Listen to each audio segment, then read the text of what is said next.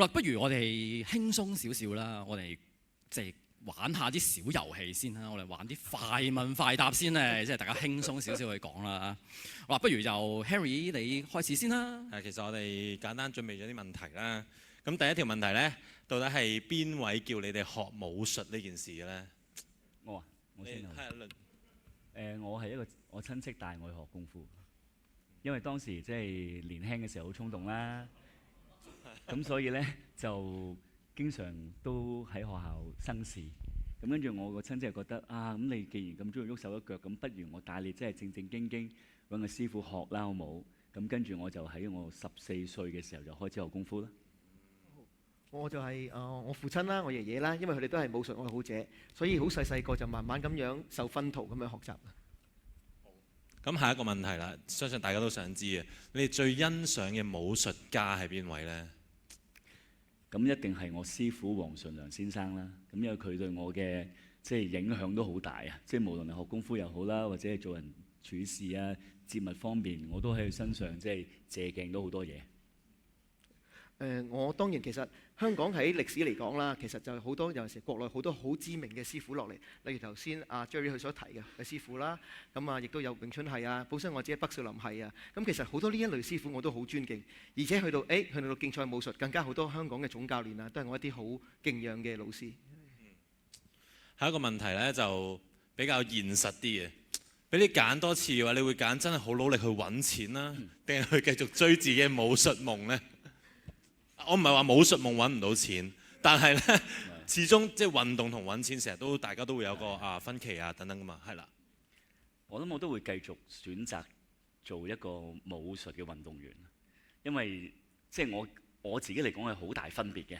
我未學功夫之前同學咗功夫之後，我未做運動員之前同之後，我嘅人生係改變咗好多。應該有機會同大家分享下。我係覺得其實呢個財富有好多內容嘅，錢係其中一個價值。咁當中仲有好多嘢可以組成呢個平台咁樣。而俾我再揀，我一定會再繼續做武術運動員。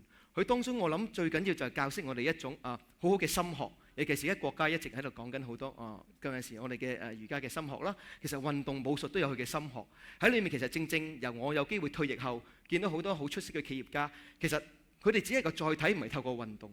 佢哋本身個思維都係好叻嘅運動員。咁我覺得我哋做運動員嘅又具備呢個思維，可能只係時間或者機會問題，就可以走上去頭先你講嗰個目標啦。都非常認同啊！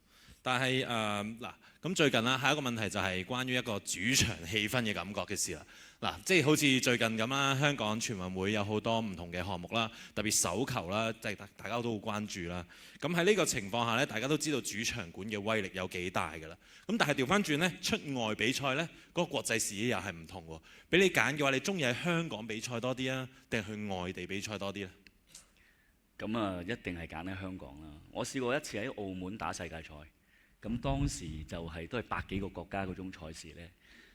現場啲人講嗰啲打氣嘅説話，或者係因為近啊嘛，你一定會見到好多熟悉嘅面孔。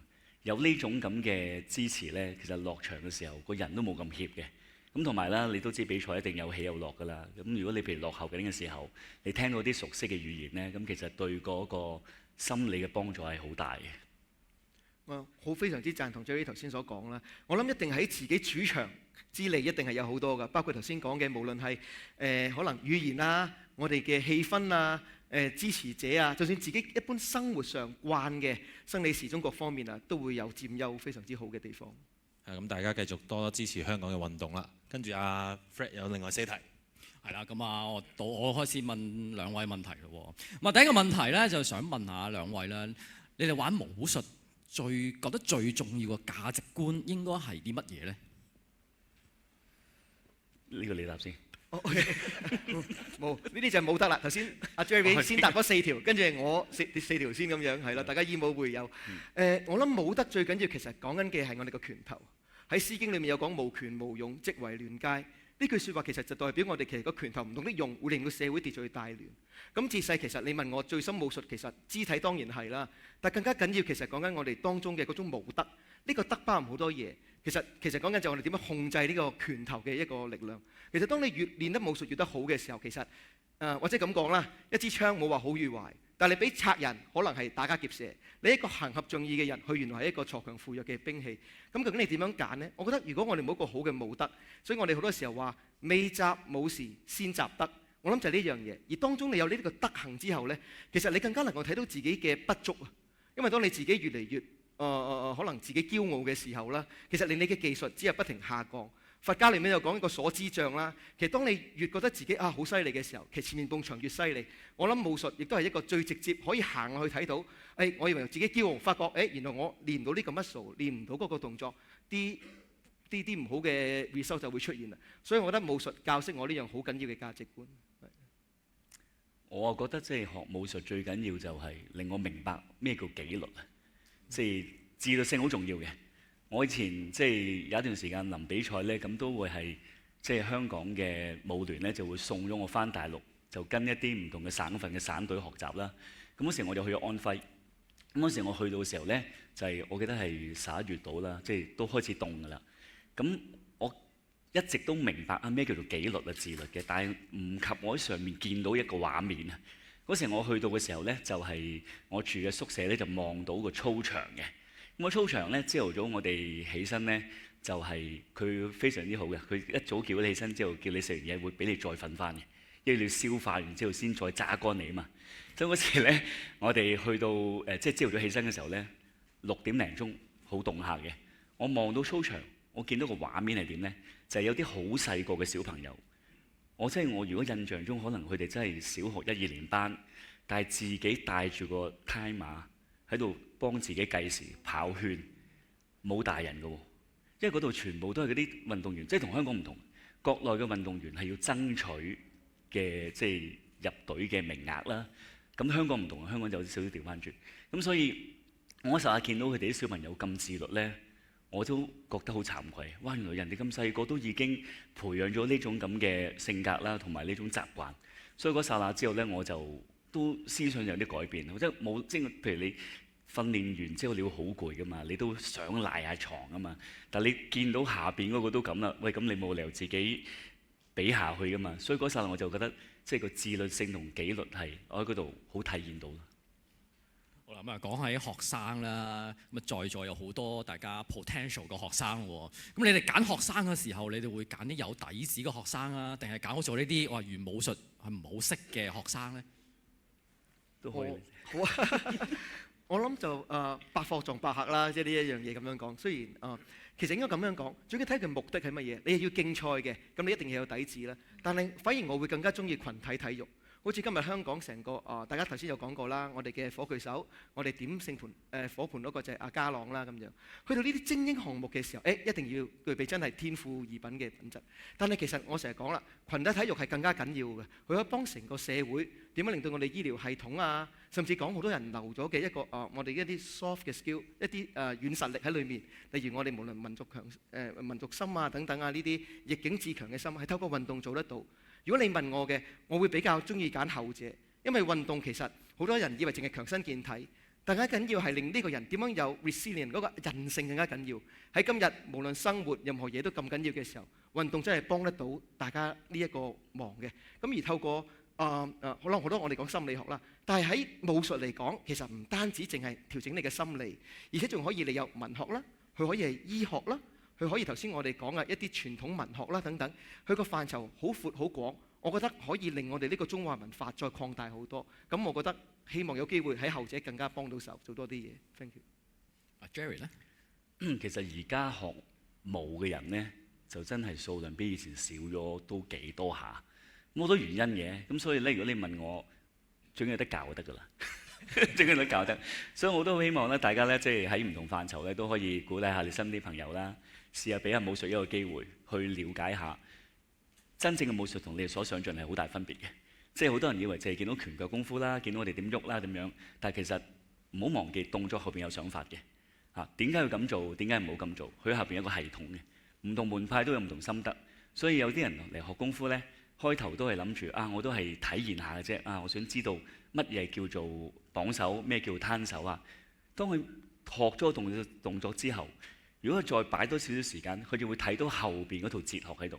即係呢樣嘢唔係我一個人嘅感覺，而係我教咗10幾年拳咧，我都發覺即係有好多對武術原先冇特別認知嘅朋友啦，佢花咗一段時間之後，佢透過學習啦，透過練習，就會睇到後邊嗰種即係好珍貴嘅想法。咁所以大家如果有機會咧，都可以嘗試一下嘅，咩門派都好。唔好意思，我想 echo 多一句，好簡單，你講開之間。其實好多時候啲人以為玩武術淨係好動，其實我哋係由動入靜，我哋以武入文嘅。其實調翻轉可能寫毛筆，佢係以文入動嘅，係調翻轉其實係殊途同歸嘅。我諗呢個就係我哋中國哲學嘅博大精深咯。咁啊，兩位師傅加多句啊，即係啱啱佢聽完呢句就係、其實好嘅功夫唔係加數嚟嘅，好嘅功夫係減數嚟嘅。即係我哋每個人本身都好多稜角，會有好多壞習慣嘅。但係你透過練習，就可以將呢啲稜角磨平啦，將啲壞習慣改咗佢啦，從而培養良好習慣。所以其實一個越玩得好嘅人咧，其實佢係會越嚟越少，越嚟越精。所以呢個又係我當初如果我唔係揀武術嘅話，我都唔會明白呢啲道理嘅。係咪兩位師傅都傾到一個叫心態嘅問題啦？咁你兩位師傅覺得比賽當中啦，心態重要啲啊，定係技術重要啲咧？喺比賽嘅時候。咁啲我答先。呢個問題問得好好。其實技術大家都有，即係呢個大家可能喺唔同範疇有聽過。其實一場真正嘅比賽咧，唔係打技巧嘅，因為其實你識嘅嘢我都識啦，係咪？即係你有嘅嘢我都有噶嘛。但係問題鬥嘅係咩咧？就鬥裏邊個執行力有幾好。即係當一場比賽嘅時候咧，你個拳啊，大家都係咁練習㗎啦。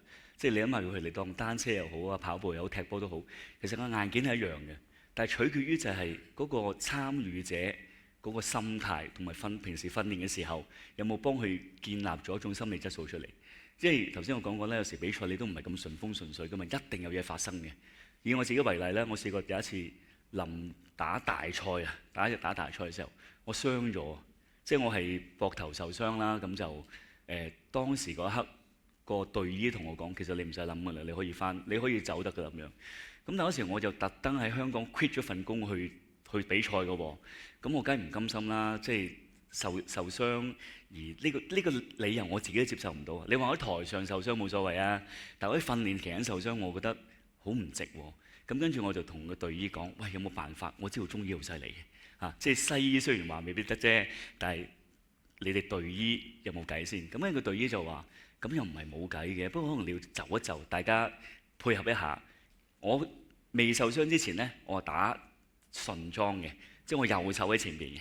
但我受咗傷之後咧，個隊醫話：咁不如你趁啲時間，你轉一轉個裝咧，就調翻轉就喺左手喺前邊。咁嗰時我覺得咁好啊，起碼都有方法先啦，係咪？咁所以嗰時我就係即係配合個隊醫啦，同啲教練嘅幫手，我就即係突破咗啲關口，我都去到比賽。咁雖然個成績當然唔理想啦，但係至少我可以落到場先。咁嗰剎那我就係覺得，即係如果當時我受咗傷，我就好快放棄，我好快即係覺得接受咗呢件事嘅話咧，我未必走到咁遠。咁所以即係頭先我所講啦，其實你問我如果我有機會，係咪會再揀做運動員，或者係頭先揾多啲錢？咁其實即係我都同阿嘉豪講，即係做運動員呢個經歷係好重要。即係我到而家，即係去到人到中年啦，我頭髮都白咗，真係冇運動員嗰個背景去支持。其實近呢幾年咩邊行都好難做，特別疫情嘅時候啦。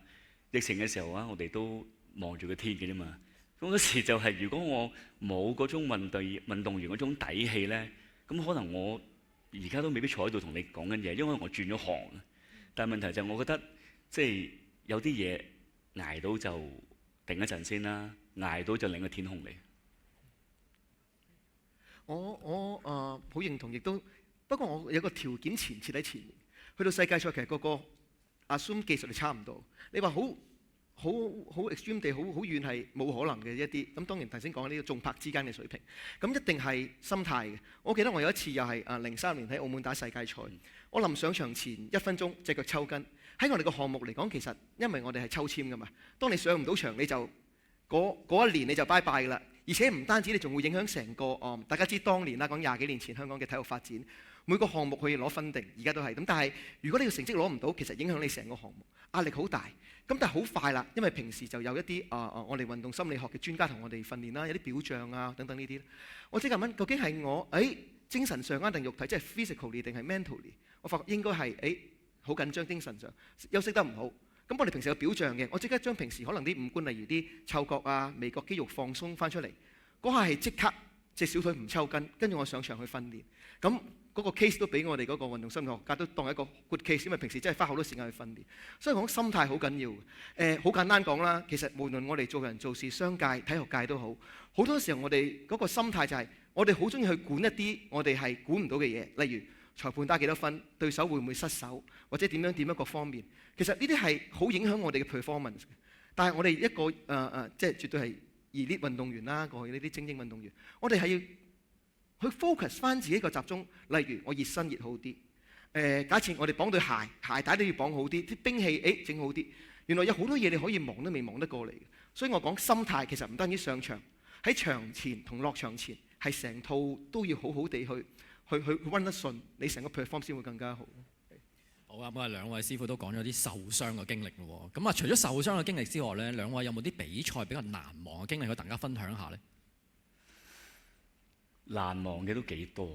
我頭先諗起你講澳門嗰次，我醒起就係、打大賽咧，你係唔知個對手係邊個噶嘛，係盲盒嚟嘅，即係你係當日先知噶嘛。即係我哋打嗰隻啊，打畫鬼腳上去噶嘛。嗰時我哋就係第一樣嘢，即係去到會場，我第一樣嘢就留意啲咩咧？就係睇下有冇國家隊喺度。即係如果因為我哋打散打啦，我哋散打嘅時候咧，即係成個世界性嚟講咧，咁國家隊一定係頭嗰一節嘅啦。咁所以如果佢哋有隊員出賽嘅話咧，咁我哋都應該打定輸數，因為我哋平時同佢練開噶嘛，係兩個水平嚟㗎。因為嗰啲全部都係由小朋友訓練起嚟啦。基本上大家所有無論係鬥技術、鬥心態、鬥身體質素，都完全冇得打㗎啦。講多句俾大家聽啦，我當時入去大陸訓練嘅時候呢，我開頭以香港運動員嘅水平，我係未夠班同男子組一齊嘅。咁你估下我係同邊個訓練呢？係啊，我同女子組訓練。我嗰時一上到去嘅時候，我覺得唔係嘛，我都叫做喺香港贏過下，我都贏過3屆。我冇理由上到嚟你掟咗我嗰邊㗎，即係我一上到去嘅時候咧，嗰個教練就叫你演示下幾下俾我睇下啦。咁跟住揾咗個青年人同我打啦咁樣。咁跟住打完之後，我覺得我都表現得幾好啊。咁應該我都會去嗰邊㗎嘛。咁跟住個教練就唔係你去呢邊。跟住我去嗰邊見到班女仔喺度。咁我諗緊，莫非你諗住叫我教佢哋？嗰時我真係咁諗喎，你哋叫我指導佢哋。咁跟住一埋到去嘅時候，原來唔係啊。其實佢話咁你跟住一齊練啦。咁我話點解咧？咁跟住佢嗰個領隊就同我講：你覺得呢班女仔差好多咩？咁我當時就話唔係，不過我打親佢就唔好啦。跟住佢就逐個介紹啦。呢個啱啱全運冠軍，呢一個就係跆拳道代表隊，跟住呢個就係拳擊冠軍乜乜乜。咁跟住我再細心啲一睇，真係冇錯，因為佢哋個個都大隻過我嘅，係啦，即係個身形都係靚過我嘅。因為嗰時如果大家見啲相啦嚇，嗰時我好瘦㗎咋，即係嗰時我係打65公斤，即係143磅。咁嗰時我哋為咗打比賽咧，我哋都係 keep 住104磅左右嘅，所以當時我係好瘦嘅啫。咁但係我嗰時同啲女子隊一齊打咧，咁有啲係70公斤，有啲75公斤嘅，咁所以佢哋壯過我係好正常嘅。咁跟住就係即係呢個訓練嘅時候，又係啦，我覺得冇可能我半年喺度同女子組一齊練噶嘛，咁所以我就好俾心機去集訓啦，好俾心機去即係加操啦，希望我可以突破嗰個關口過去啦。我仲有冇時間講啊？有 ，OK， 好唔該，因為呢個經歷都幾得意。咁跟住我就為咗想即係達標啦。咁女子組有女子組訓練嗰種方法㗎嘛。咁嗰時我都有啲即係好勝心，我就覺得其實我雖然同你一齊練，但我想拎咗男子組嗰個菜單同你一齊練，即係咁樣。咁所以我咪即係身喺呢邊，個心就喺呢邊啦。咁跟住我嗰時就係跟男子組訓練咧，我哋每朝早係要跑10公里嘅熱身嚟嘅，10公里每朝。咁嗰時我出去跑啦。咁我諗住好簡單㗎嘛，但係我又忘記咗一樣嘢就係因為我係第一次去安徽嗰時，我去安徽曲阜度訓練。咁嗰時我係要跑街嘅，咁我覺得冇問題啦，咁咪跑街，朝頭早都冇乜人噶嘛。咁我跑嘅時候咧，發覺開始唔見咗啲人，跟住我蕩失路。我以為女子組我都搞得掂，我跑10K 我40幾分鐘㗎咋，但係我蕩失咗路，因為唔見咗佢哋。咁跟住我就開始接受咗呢件事啦，我就覺得哦，原來真係有分別，所以認清自己實力都好重要。即係我開頭又唔接受，但係慢慢開始接受，跟住接受咗之後諗辦法改變，跟住就即係一步一步有呢個叫做短期計劃、中期計劃、長期計劃。我以前唔識嘅。我以前就係覺得一鼓作氣咪得咯，即係我總之我想咁練啦。但係後尾我係跟翻上面嗰啲指導員講，佢畫翻個表俾我睇嘅時候，好重要，即係張開耳朵聽人哋講嘢。咁呢啲嘢係以前我係唔會有咁嘅心態，但係做咗運動員之後啦，認清咗事實之後，知道哇原來我真係同國內嘅女子隊有距離，咁就俾心機咯。咁好彩啦，我即係3個月後之後我過翻嗰邊，所以過翻嗰邊。鄭生有咩難忘經歷同大家分享下？頭先講嗰啲我完全經歷過，例如見唔到人哋尾燈啊，打到淨係人哋就喺度繼續行，自己喺度嘔啊，拎個紙袋啊喺度抹啊暈啊，呢啲全部都經歷過。但我相信呢個係即係一個運動員必定會經歷嘅階段。即係我哋最慣就慢慢一路打一路打，跟住越級一路上去。我諗呢個係一個進步嘅歷程啦。所以點解運動員會係比較有 discipline 同埋識得去 plan？例如我成日話3個月、半年、9個月，點解冬訓同夏訓唔同呢？夏訓通常係揸技術多啲，因為好啲嘛。冬天你個人凍啲啊，你容易拉傷啲啊，所以點解我哋練體能多啲呢？你會發覺喺訓練當中，無論你今日做好多商業管理啊，都用得着好多呢啲咁樣嘅內容。而頭先令我亦都係好難忘比賽嘅，我諗就係有一年我打世界賽，突然真係好唔好彩。打一個動作落地下，啪！隻腳斷咗，裏面啲半月板夾硬咬碎咗。因為我哋要練啲難度動作啦，咁啊即刻梗係入醫院啦咁樣。死啦！仲有2個月我就代表香港打比賽啦，點算呢？咁樣即係雖然係咁樣啦，頭先見到大家啲面部都攬埋一齊，但係其實都算係唔算重傷噶啦，重傷已經出唔到場。咁但係點呢？跟住我哋好好嘅。我哋即刻可以做手術，第二日朝頭早安排到嘅。我諗比大家可能喺私人醫院仲快啲嘅，因為我哋要代表香港打比賽嘛呢樣嘢。咁但係咧有樣嘢唔同啦，可能大家做完手術之後，休息啦，攞翻 sick leave 可能1頭半個月啦。我哋都有嘅，但係講緊係可能1-2個鐘頭。第二日瞓醒嘅時候，喂，我話咩事啊？翻體院，我話我隻腳仲流緊血㗎喎。咁啊，好啦，翻去啦。咁跟住咩事咧？我哋有部 Cybex 嘅機，係一啲練阻力嘅機嚟嘅。我哋坐喺度要不停練翻，原來同我哋一般人受傷唔同，就係運動員最驚係乜嘢啊？係驚肌肉萎縮。當你肌肉一萎縮嘅時候，你所有運動嘅生涯啊，你嘅技術啦就會拜拜。你可能1頭半年先可以練得翻。所以我好記得你問我最難忘就係睇住嗰4個窿，一路練一路飆血水，一路要換膠布，跟住真係嗌噶嘛。嗰個人以為我好用力，其實我係痛到嗌嘅啫。我又咁，但係我發覺原來好嘅喎。到今時今日，我隻腳點解仲可以 protect 得好啲？因為當時練翻啲肌肉喺度。咁我諗運動員真係唔係變態，但係因為呢啲咁嘅目的，令到佢令個人可以比較應該咁講啦，個價值觀好明確，你就知道行嘅嘢你唔容易 lost 咯。我諗呢個係運動員最深令我最難忘嘅嘢嚟嘅。另外有一個就係用翻你嗰句，仲有少少時間喎，好快。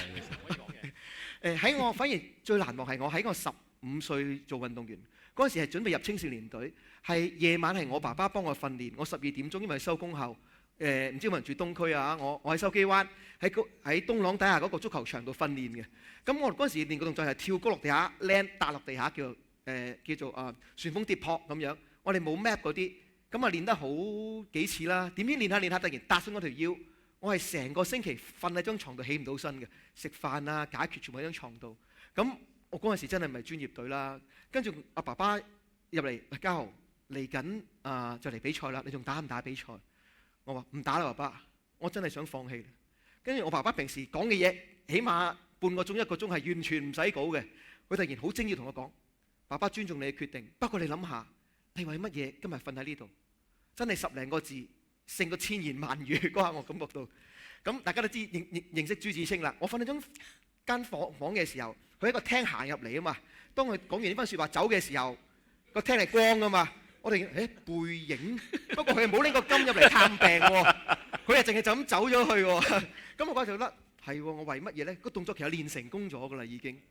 咁喺佢冇買個金入嚟探病之餘，我發覺我哋都有啲共同回憶啊，唔應該浪費佢啊。就係咁樣堅持咗，跟住然之後嗰個青少年賽，我攞咗人生第2個冠軍咯。咁往往發覺，原來最想放棄嘢，喂你捱過啊，可能你有另一番光景。係啦，咁啊兩位師傅，我同 Henry 嘅問題就問晒啦。咁啊睇下台下嘅觀眾有冇啲問題咧，都想問下兩位師傅咧，可以隨便發問嘅喎。係，有冇中學嘅同學仔們係咪有問題想問兩位師傅咧？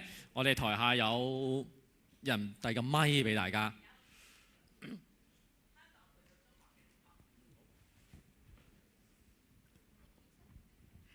兩位師傅好啦，咁我想問嘅問題就係咧，因為我自己本身都有玩開運動啦，咁其實好多時候即係可能運動員啦，咁都會遇到一啲可能係低谷嘅時候啦，咁可能都會有少少迷茫，或者係甚至想放棄。咁唔知兩位師傅都有冇遇過呢一個時期啦，同埋你哋係點樣去面對呢一啲負面情緒啊，或者係呢啲時期嘅？OK， 我都試過嘅，我都試過。即係低谷嘅時候，其實低谷都會受傷啦。咁佢係半月板啦。咁我呢邊膊頭咧，我以前都唔知嘅。我哋正常人有4條韌帶掕住呢個位嘅，我斷咗3條。我斷咗3條。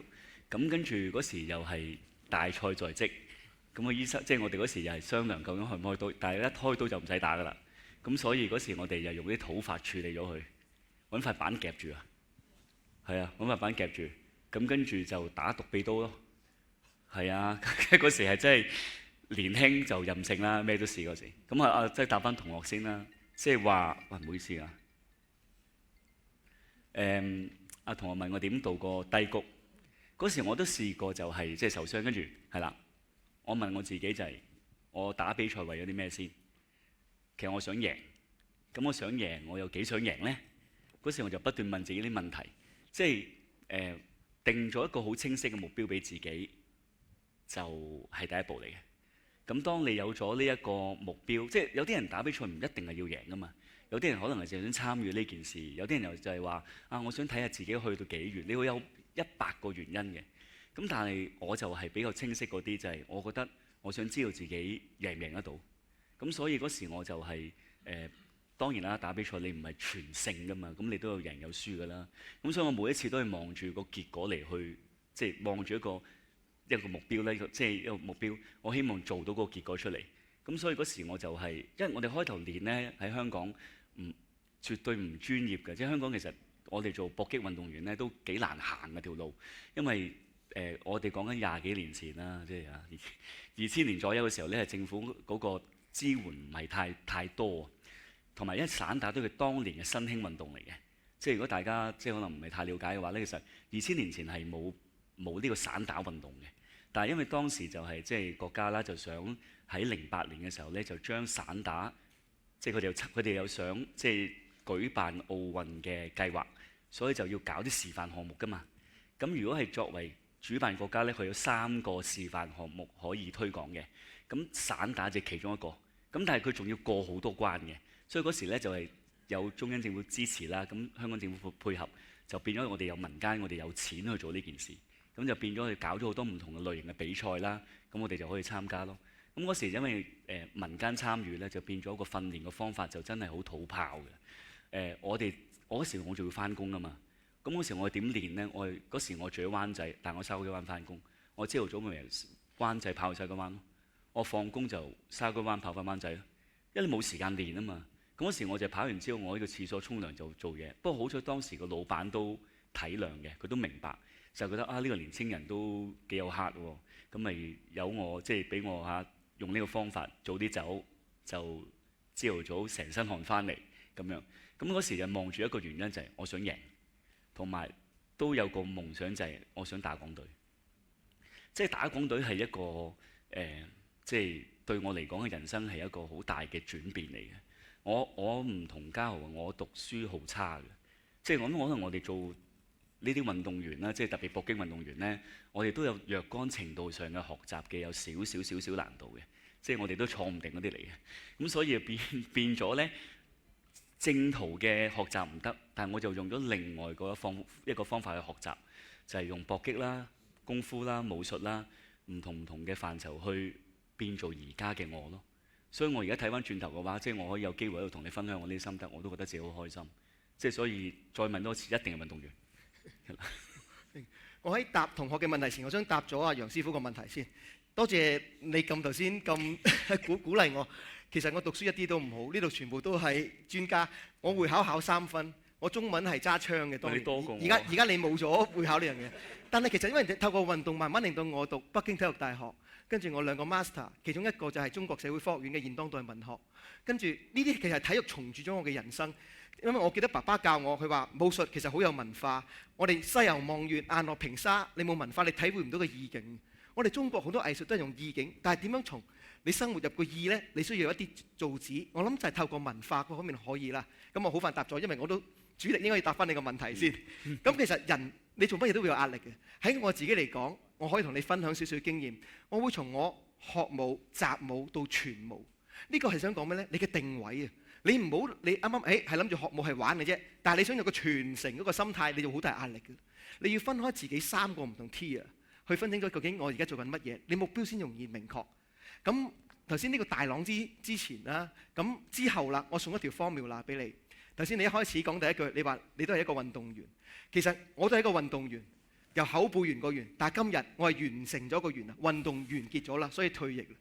但係慢慢你當中頭先我講過嗰3個 tier，有學武、習武同傳武。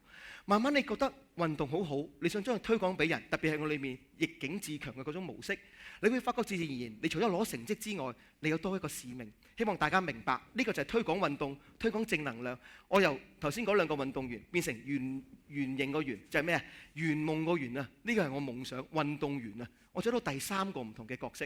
最嬲尾啦，透過你想做啲嘢之後，原來唔緊要㗎，你好努力，但係你仍然會遇到好多問題。但係最嬲尾你要感恩嘅心，你先有緣分個緣，成為第4個運動員。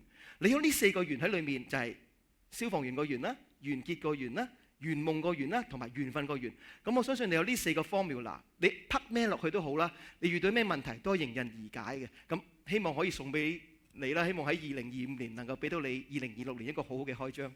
Thank you。好啦，咁啊，時間關係啦，我哋不如問多條問題咧。係培成中學嘅同學仔。我係培成嘅陳文峰啦。兩位師傅好。我就係想問下，當我哋喺比賽嘅時候，感到焦慮啦，或者緊張啦，比賽嘅時候嗰個比分落後咗，咁我哋好緊張，要點樣調節我哋嘅心態？呢個你答先。儒家裏面講一樣嘢叫仁者無敵。好多人講係乜嘢啊？或者我試下簡略啲少少講啊。今日一定好多大儒家喺度。喺我嚟講，我會覺得個心態就係頭先我講過啦。邊啲你應該控制，應該唔控制？我想問你攞冠軍，究竟你係想攞一個真正有技術嘅冠軍，定係話我攞滿分個冠軍？喺我嚟講，其實我18歲嘅時候，我去加拿大讀書嘅。跟住後尾寫咗封3000幾字嘅信俾我爸爸，就話：唔好意思啊，嘥你啲錢啊，我要翻嚟啦咁樣。目的係咩呢？我想話：鄭家豪究竟可以喺世界舞壇上邊攞個乜嘢顏色嘅獎牌，或者攞第10名咯？我盡咗力，我喺嗰度就嗰度啦。最緊要求嗰句係一個真理。好多時我哋好虛妄地去求，我希望攞冠軍。但你問自己實力具唔具備先，到唔到先，係咪先？如果呢個根本都未到嘅，嗰個係俾你無形嘅壓力嚟嘅。咁我諗心理專家喺度應該更加比我講得更加學科，我試下layman少少咁樣講。所以其實最緊要你定清楚你想追求邊一樣嘢。第二樣嘢其實好多時候我哋運動員發覺，你越唔 care 嗰樣嘢，點解初生之犢不畏虎？你越冇呢個枷鎖喺度嘅時候，你先越會容易攞得好成績，perform 得好。所以其實你應該訓練嘅時候係去做一啲你專心嘅嘢，例如你淨專心，我點樣做好我呢個動作，我呢個技術，之前休息食乜嘢唔好，熱身點樣去做。落翻場嘅時候點樣做翻 cool down，其他嘢唔好理啦，交俾嗰一樣嘢，因為你係理唔到嘅。如果唔係你就變到好多事㗎啦。咁所以做翻好你嘅範圍，專心你嘅嘢，你先係一個出色嘅運動員咯。同埋我諗最緊要平時，其實可能你上場，我哋武術啦個分半鐘，其實可能我哋平時一日訓練8個鐘，着重我每一刻其實除咗技術之外，我都練心理嘅。我會幻想，今日我落呢個賽場度，可能有人喺度噓我，可能有人喺度讚我，咁點啊？其實無論讚同噓都好，你唔需要理，因為喺個場度，你淨係你自己把聲音就得㗎啦。你其他嘢你以為幫到你啊？其實可能佢真係幫到你，所以專心，你學習專心，你就一切嘢迎刃而解咯，係咯。我試下用啲技術層面答一答同學先。即係頭先同學你咪問咧，如果打緊比賽咩都好啦，你落後緊，你嘅心態應該係點係咪？我即係諗翻我當時比賽嘅時候咧，我都試過落後噶嘛。咁嗰時我採用嗰啲咩策略咧，就係你既然你已經同佢打咗一個回合啦嚇，或者打咗幾多回合都好啦，你應該對個對手有少少理解噶嘛。如果你能夠即係做到第一步，你諗下你點輸先，你諗下點輸先，咁你就會揾到策略。但係如果你連喺個比賽裏邊，你連自己點輸都未揾到原因呢，咁咧證明你兩者之間嘅實力爭好遠，咁你就可以放心餘下享受埋個比賽啦，唔使諗勝負㗎啦，因為你根本連對方點打中你都唔知喎，咁你真係爭好遠啦，咁所以可以嗰剎那你就開心啲，放低啲，做你最叻嘅嘢得㗎啦。好啦，但係如果你話我其實都知道佢永遠都係有一兩個殺着係令到我吃虧嘅。咁你就要即刻諗諗，就係你唔好俾佢做到最叻嘅嘢，你唔好俾佢打最叻嘅嘢，你要佢玩翻你個套。呢個比較闊少少啦嚇。但係問題就係你記住，兩個人如果喺個平台上面要爭勝負嘅話呢，其實好大程度上就係睇下邊個引邊個入局嘅啫。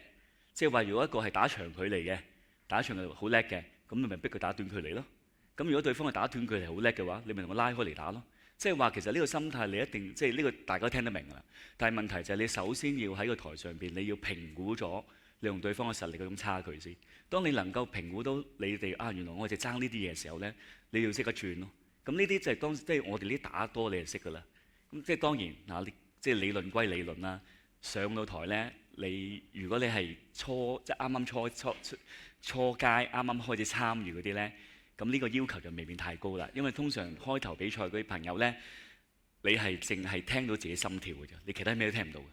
即係大家如果參加過任何唔同情況嘅比賽，唱歌又好，捉棋又好，打咩比賽都好，啱啱出場你淨係聽到自己心跳嘅啫，咩都聽唔到嘅。呢個情況你有冇試過？係啊。所以其實你會發覺好多人其實總結兩個字：調整。調整咩啊？你嘅心態。或者你賽前嘅調整，你訓練嘅調整 ，always 可以 control 到由被動變主動，咁一個好嘅運動員。係啊，即係所以咧，唔好意思啊，即係講多句，即係所以做運動員咧有一樣嘢係可以訓練到，就係我哋嘅觀察力會比其他人好少少。即係我哋對一件事情嘅即係強弱啦、表裏啦，你睇到嘅。即係嗰個人係咪扮好犀利啊，定佢裏邊好犀利先？你會分到嘅。即係呢個即係經驗累積啦。咁但係即係運動員最令即係我自己覺得個運動訓練完之後，你話我咪有個好強健嘅體魄啊，或者好好嘅技巧啊，定係我擁有觀察力先？我覺得我係最後嗰樣嘢。我做完一段時間運動員之後，我係擁有咗一個比其他人好少少嘅觀察力，就因為我打任何比賽都好，如果冇觀察力嘅話呢，其實你睇唔到成個戰局嘅。即係通常都係一上到去就係睇到自己點做嘅啫嘛，你睇唔到對方噶嘛。但係隨住你一路打嘅時候，你又開始望嘅嘢會遠咗，你睇個局會大咗，跟住你甚至乎你都睇到成個佈局係點樣，你跟住就可以做到教練。你會識睇啦嘛，即係呢樣嘢係慢慢一步一步出嚟。好啦，咁啊好多謝兩位師傅嘅分享啦。咁啊大家坐咗咁耐啦，都攰攰地啦，係咪？咁啊係時候鬆下啲筋骨啦。咁啊跟住落嚟，我哋就到咗武術嘅體驗環節。咁啊將個台咧交翻俾兩位師傅，係教大家打下拳先。好，有請兩位師傅。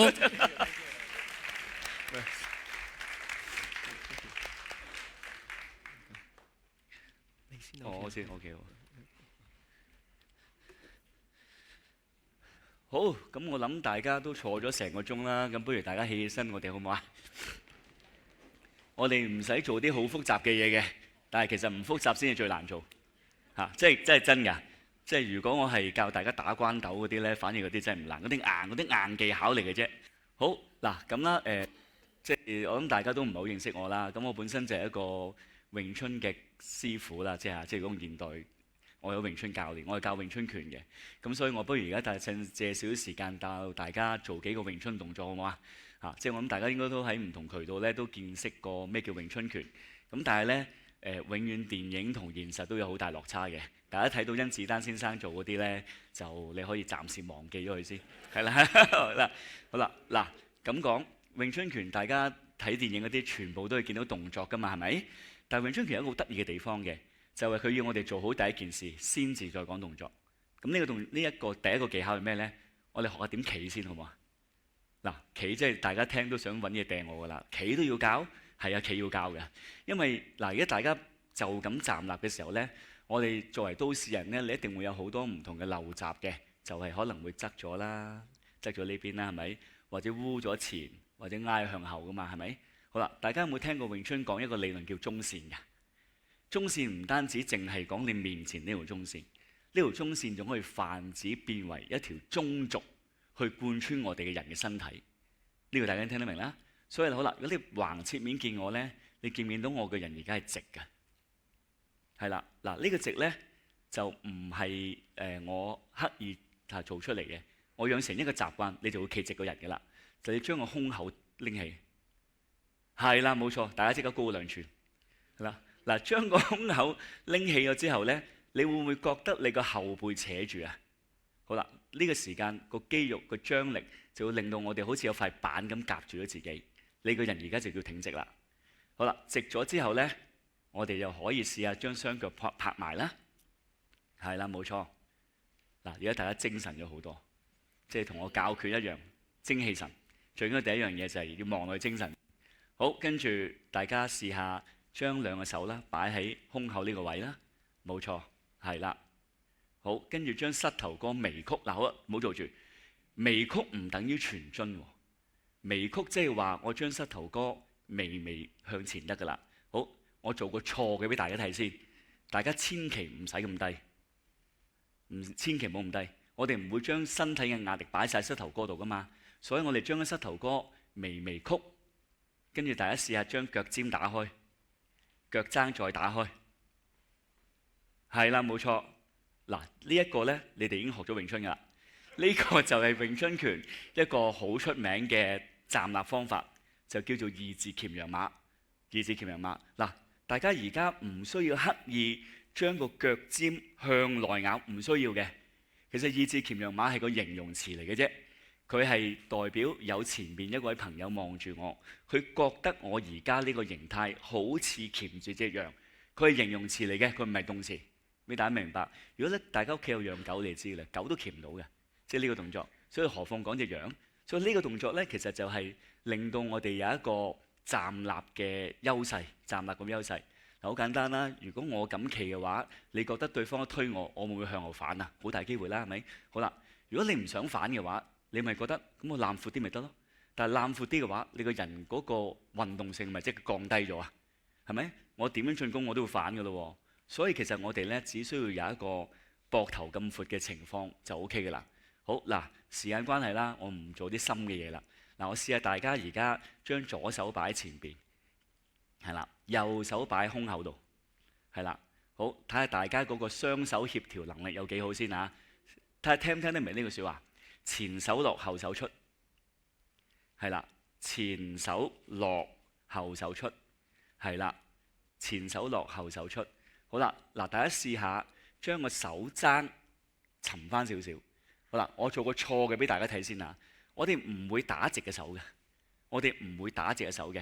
嗱，我形容俾大家聽你就明㗎啦。如果我隻手係咁打嘅話，全直，你當我打中咗個物件嘅話，你覺得個反撞力會去邊度？膊頭咯，係咪？我咁打一膊頭中，我成個人咪會反啊！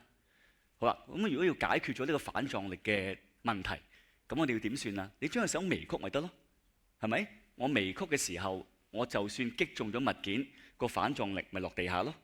大家明唔明白？所以好多人話詠春係講物理啊，講力學，呢個就係一個簡單嘅例子，明唔明白？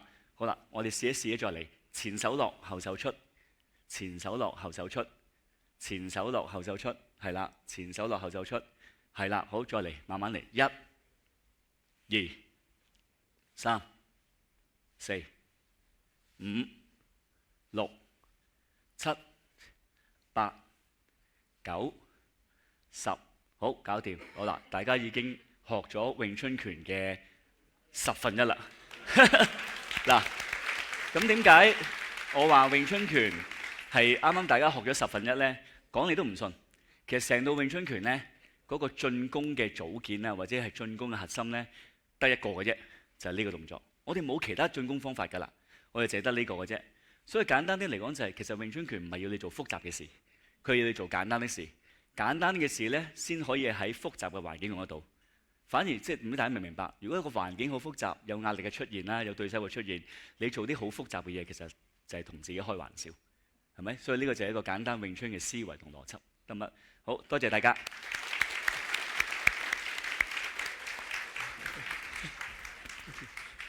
好，既然大家做開熱身，就繼續啦。頭先嗰啲呢就高級好多嘅，我教大家101嘅啫 course 就最簡單。咁其實大家都知道武術係乜嘢啦，我哋一直咁多年以嚟，但係大家有冇練過武術呢？咁我今日呢一直都好希望大家可以分享到武術最基本嘅嘢。我哋學寫字有好多唔同筆畫筆順係咪？咁其實武術都有嘅，主要有3樣嘢就係拳、掌、勾。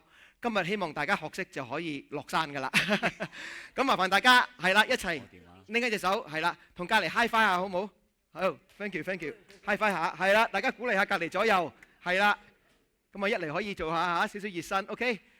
教大家揸個拳頭先，5隻手指合埋，嗱見到啦嚇，垂直嘅。然之後屈第一節，屈第二節，呢個叻係稱讚別人嘅，係啦，可立百川各樣都非常之好，有唔同好嘅技術。但係為武者總係會學識一個內斂。你呢個手指公擺你嘅食指同中指中間，呢個就叫拳啦。大家見到呢個拳面會平嘅，係咪 ？OK？ 係啦，好放鬆。好，我哋再嚟一次啊！5隻手指合埋，1、2個叻係啦，攞嚟稱讚你嘅對手，自己卻要內斂，係啦，謙係啦，就呢樣嘢。拳裏面呢，其實仲有唔同嘅地方，例如呢個叫拳背啦、拳面啦、拳心啦、拳輪啦、拳眼。佢話：喂，家豪咁多樣嘢有咩用啊？我話俾大家知就係啦。當我發力喺拳輪嘅時候，呢個叫做劈拳；發力喺拳面，呢個叫衝拳。發力喺我哋呢個拳眼叫做頂拳，係啦，好多唔同嘅類型。發力喺拳心叫蓋拳。OK， 大家放鬆下啦，係啦，係啦。其實我係想教大家揸個拳頭嘅啫。咁跟住然之後咧，掌啦，係啦，一樣都係5隻手，係啦，撒開合埋。呢一個咧就微微將隻手指公扣埋佢，係啦，嗱唔好屈埋，要伸直，係啦，向外嘅伸直。我哋呢個叫掌刀、掌根、掌心、掌背、掌指尖都係啦，咁樣叫插掌，咁樣叫鞭掌，係啦，咁樣叫發力喺呢度叫做劈掌，係啦，呢一個叫做錯掌，係啦，全部發力都係有啲唔同嘅，大家差唔多啦嚇，已經去到差唔多80% 啦，最撈尾好最簡單啦，又係啦，大家撒開5隻手指，慢慢黏埋佢，呢個叫勾手啦。我相信在座亦都有唔少有練過太極啊，咁有好多呢個黏手，呢個就簡單啲，有勾尖，係啦，勾尖同勾頂，主要有2樣嘢，係啦，咁樣發力或者係咁樣嘅，就有好多唔同地方，好嘛？今日大家鬆一鬆下，最撈尾我哋試下一齊做幾下3下動作連埋一齊，好冇？咁頭先大家學過抱拳啦，係啦，喺呢度，係啦，詠春就會擺喺上面，我哋一般如果係一啲武術就擺喺腰間嘅，係啦，冇問題，法都一樣，你熟悉咗之後擺邊度都係一樣。咁跟住我哋一齊嚟咯喎，一字拳就係打直就唔打橫嘅 ，OK， 預備1、2跳掌3，係啦收。嗱，我哋一齊做多次好冇？我相信個 video 會影得好靚嘅，大家一齊好冇？嗱，大家都有俾機會影得中嘅嚇，個個都係武術大家 ，OK。我哋一次做3次好冇？嚟預備1掌勾4，再做多2組1、2、3、4，一齊嗌好唔好？最撈尾呢4下，預備拳掌勾好唔好？嚟預備拳掌勾 ，thank you。